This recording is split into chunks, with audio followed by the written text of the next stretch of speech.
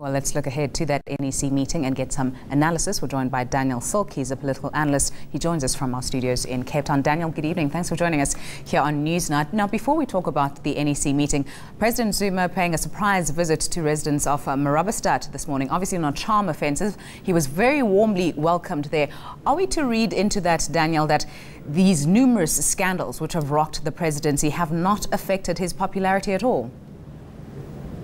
Well, I think there are two sides to South Africa's view of Jacob Zuma. Clearly, the chattering classes, perhaps even the middle classes, have been bemused and perhaps a little bit stunned and upset by Jacob Zuma's activities. But we must remember that there's a whole host of other South Africans, and there are millions of South Africans out there who still find Jacob Zuma a very attractive political figure, somebody who is that same people person that we always knew Jacob Zuma was. And the opportunity that he has to show this particular human side when he goes on a walkabout is just what Zuma needs at this time, to show that there are millions of South Africans, not the chattering classes, who in fact do support him and find him an attractive political candidate. Now, certainly it's been a tough week for the ANC, what with disclosures that the president had not declared his business interests, the ANC spokesperson up on a drug driving rap, and also these charges of hate speech against Julius Malema. Is the party facing a credibility crisis as it goes into this national executive meeting this weekend? It's been a particularly bad week. In fact, since Jacob Zuma has been elected as president, it's been a very difficult time for the ANC.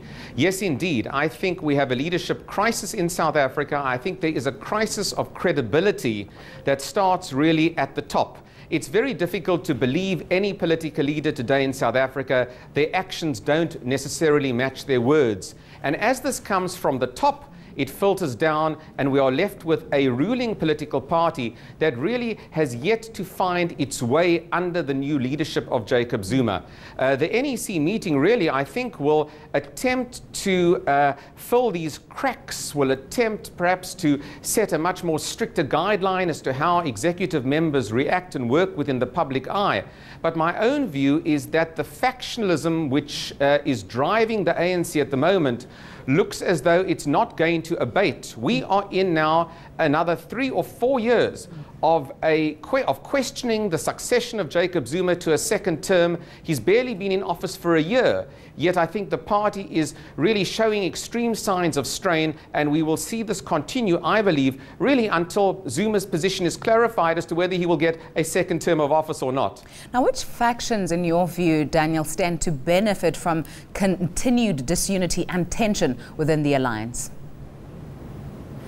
Well, I think there are a number of factions. Clearly, there's a dispute within the ANC on policy, and this is what's going to be the critical issue. What economic policy will drive the government over the next few years? We've already seen the scathing criticism from the left on Pravin Gordhan's budget only a couple of weeks ago. So there's clearly a left faction out there. They will derive benefit from the weakness in the Zuma administration. But on the other hand, there's another faction within the ANC. There's a moderate centrist faction in the ANC, and perhaps the front runners there, or Tokyo Sekwali, that faction also will derive benefit. In other words, whatever factions there are on the left and on the center of the ANC will derive some satisfaction from a leadership in crisis in the ruling party. We've seen heightened tensions before within the ruling alliance, particularly over economic policy, yet the alliance has managed to pull itself back together and show some unity. We saw those stunning results coming out of the last general election. Is this particular incident any different? I think that we're in what's called, what I really refer to as a PolyKwani syndrome, where the ruling party now airs its dirty laundry in public. It's something that we were never used to before with the ANC, and certainly never used to in South Africa in general. The critical issue for the ANC will be the local government elections next year. The party desperately needs to bring itself together, create a more unified leadership structure, and project a unified ruling party so that it can continue successes at local government government level. I think this will be the critical test for the party. If Jacob Zuma can lead the ANC into another successful election next year, his position will be restored. He'll gain political traction and credibility. But if the ANC start to lose certain critical town councils across the country, then I think we are going to see an even more heated debate at leadership levels within the party. Thanks to Daniel Silke. He's a political analyst joining us with his views and insights from Cape Town. Now, when news